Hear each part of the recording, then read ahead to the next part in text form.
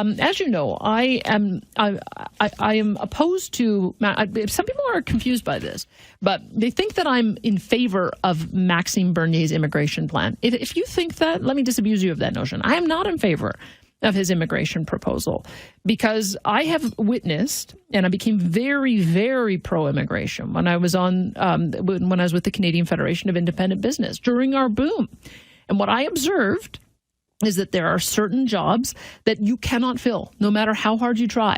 The only way to fill them is to bring in people from outside the country on a temporary basis. And if they're good at it, enjoy it, and want to stay here, provide them a path to permanent immigration. So to me, the temporary foreign worker program as a pathway to permanent immigration and identifying those occupations that need people has been kind of the central plank that I've wanted to see in an immigration platform. But none of the parties are offering that.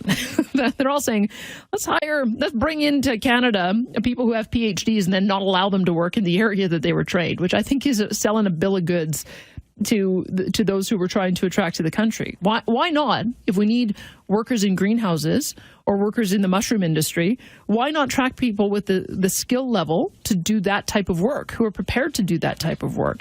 And that's going to be the conversation that we're having right now. I was surprised to see this during the campaign, because this to me is what the immigration conversation should really be all about. If you want an immigration system that is geared towards attracting people who can help keep the economy going, and in the areas where the economy needs them, that this is the kind of approach that needs to be taken. So suspend disbelief for just a minute, and we'll see if we can convince you with Janet Krayden. She's an agriculture labor expert and Canadian Mushroom Growers Association, and joins me now to talk about it. Janet, thanks so much for being with me. Oh, thanks so much, Danielle. And so fascinating. I'm learning. I've been so involved in getting our election package out that I wasn't aware of everything you're talking about on an international basis, so learning so much. But you're absolutely right. The labor shortage in Canada, across the country, including Western Canada, and I just want to clarify, it's not just mushrooms and greenhouses where there's a really big labor shortage.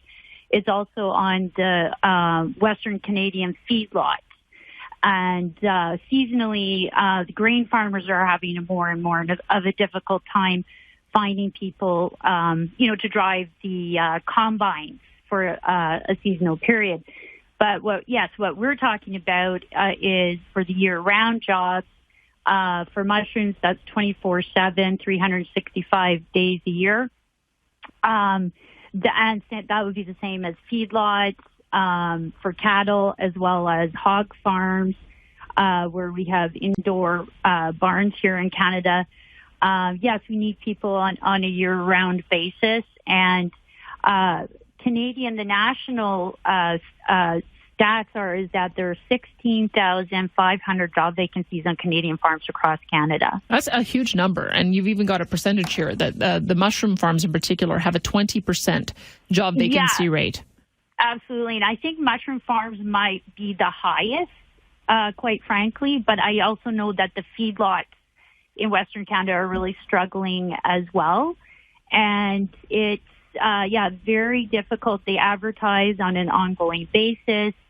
It's part of this very strict rules of the temporary foreign worker program that it's mandatory advertising. But most of the farms go well over and above that. They try and participate in job fairs. Their agricultural associations are also involved in outreach. They're always doing ongoing outreach and ongoing advertising. But there are certain jobs, and it's always the most in-demand jobs on the farm that seem to be always classified as what they call the lower skills. So for a cattle farmer, they're not going to consider the farm worker lower skilled. Or on the mushroom farm, it takes like a year of training to learn how to harvest mushrooms properly.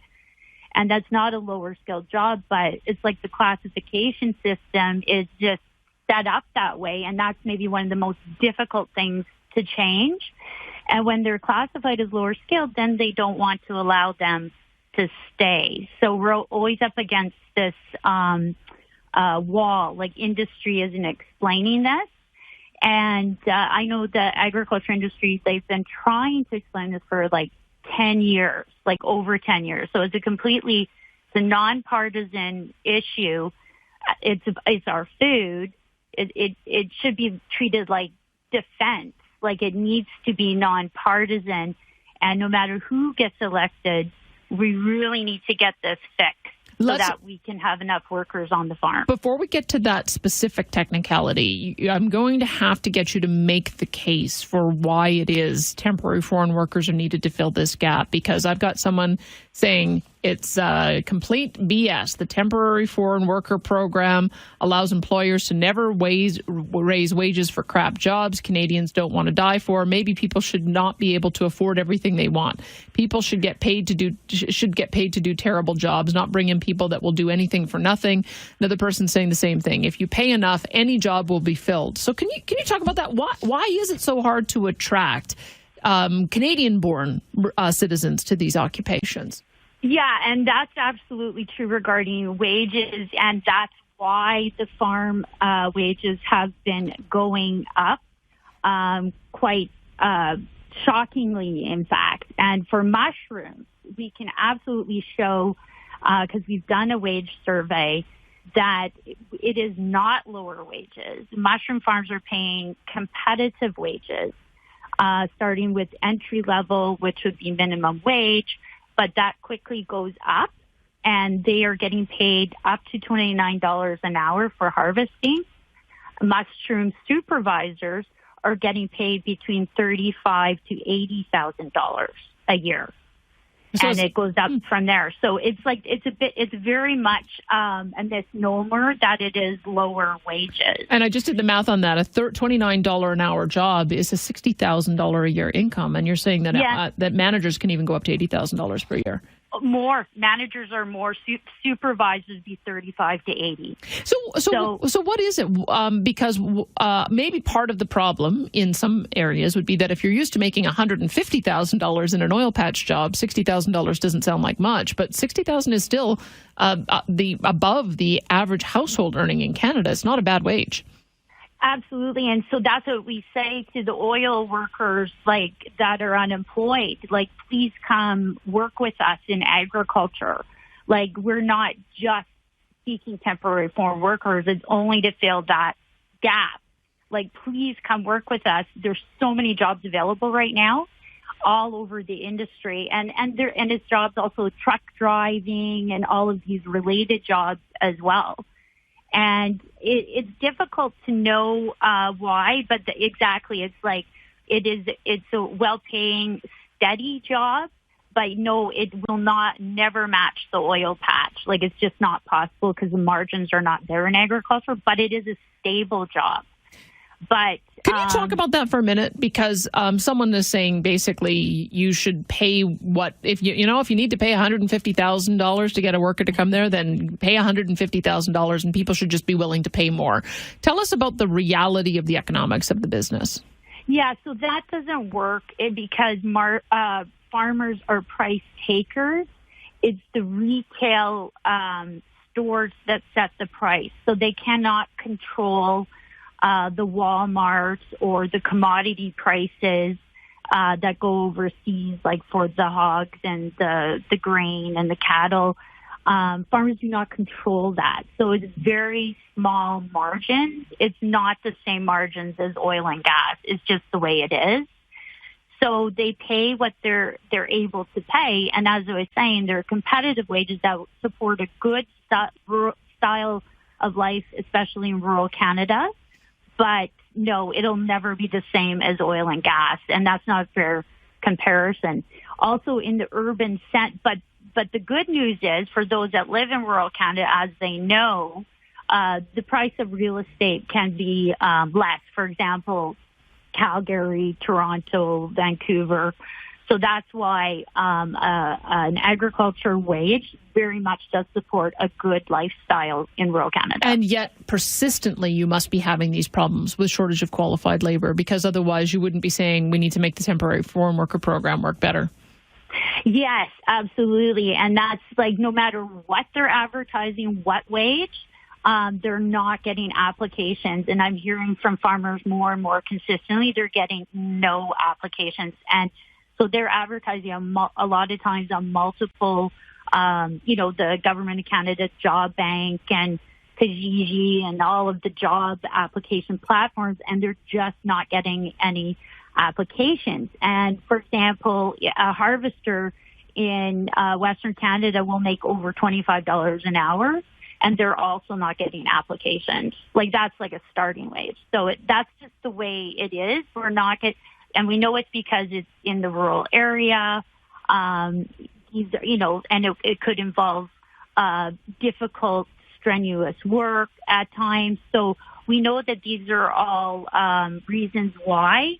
But like, as we pointed out in our paper, we also feel it's because of the immigration system is not set up to fill the job vacancies in rural Canada right now. It's all higher skilled, exactly what you said, going into the city. Let's take a pause, and we'll continue to talk about what you think the solution might be. So, yeah, great. So you do your immigration program where you say, we'll take priority on people who have medical training and university degrees, and what we really need is for you to work in a mushroom farm. That is a bit incongruous. And so you're ending up gearing your immigration system towards attracting people who are mismatched with the jobs that are available.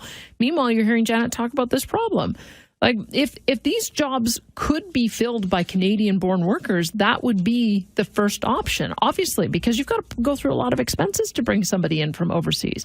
And maybe you should tell me, Why is it that if you've lost your job as a geologist, why aren't you going and working in a feedlot? Why is it you that is not going to work in the mushroom farm? Like, what's the barrier that's preventing you from doing that? Because that's what's creating this gap. 20% vacancy rate in some of these positions. They do their darndest to try to get the information out there, and they don't even get any applications. So obviously there's a mismatch. And if you think that my guest has misdiagnosed it, you tell me then what the solution is. We'll continue our conversation with Janet Krayden, agriculture labor expert with the Canadian Mushroom Growers Association, when we return on 770 CHQR. All righty. We're getting some other feedback as well. So I've got one person saying, I'm 56. Where can I apply? I guarantee I won't even get looked at. Another person saying, I'm ex-military, speak 3 languages and can drive almost everything, but never even get callbacks from feedlots and other agricultural businesses. Overqualified, I guess. That comes from Mike. So, Janet, that's the other part of the problem, is there are people who think that there's ageism, or if you look at a resume and it's, once the oil patch picks up again, this guy's going to be out of here. And so they don't even get looked at. What would be your recommendation for somebody who might like this type of work? Well, because I'm representing mushrooms on this call, I'd say send your resume into the Crossfield Mushroom Farm, because they're actively looking. They're involved in a mushroom farm expansion, which is going to create 120 jobs. And they are, so Highline Mushrooms, they're actively looking for people right now. Crossfield Mushroom Farm. Yeah. All right. Yeah. And that's not that far away, actually. It's nice and close, but it has to be, all these jobs have to be in the rural areas. Mushrooms, because of the compost. Same with, as you may be aware, the Cargill butcher. Yeah. Meat processing plant, it cannot be in Calgary. So, they do sometimes smell of money. They have a very distinctive smell, those operations. Yes. So all of those places are always looking. And, if people are interested, apply directly or send their information to you, and I will forward it to the people as well. Okay, so then let's talk about what your 5-point plan is to clear the way for let's try to get Canadian-born workers who have been unemployed, first option, obviously. But in the event that you continue to have these huge vacancies, how do you fix the temporary foreign worker program? What do you want to see regardless of who gets elected? Well, that's the whole thing. The temporary foreign worker program, we would actually like to see a permanent solution. We don't like the word temporary. It doesn't fit for agriculture usage of the program. There's this seasonal agriculture worker program. That's one piece. It is a bit of a standalone and should remain as such.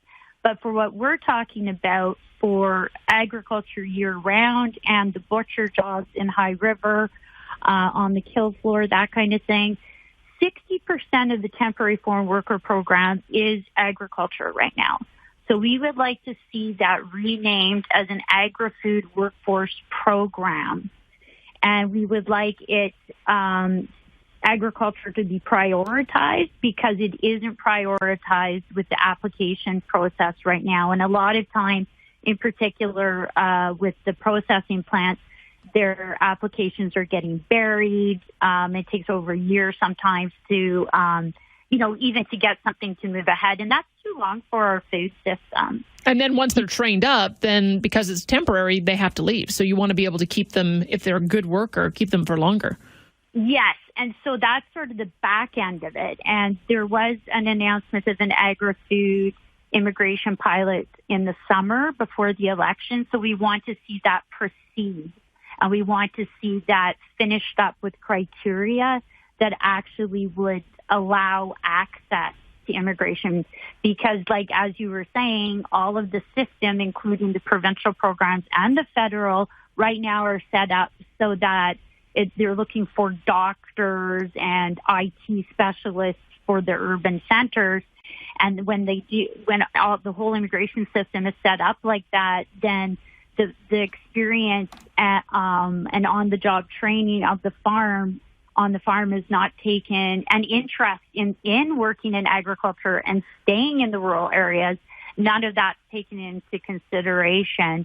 Also, we don't have any incentives for the incoming immigrants that go into the immigration settlement system in the urban centers. Yeah. There's no incentive to job match them where the job vacancies are in the rural.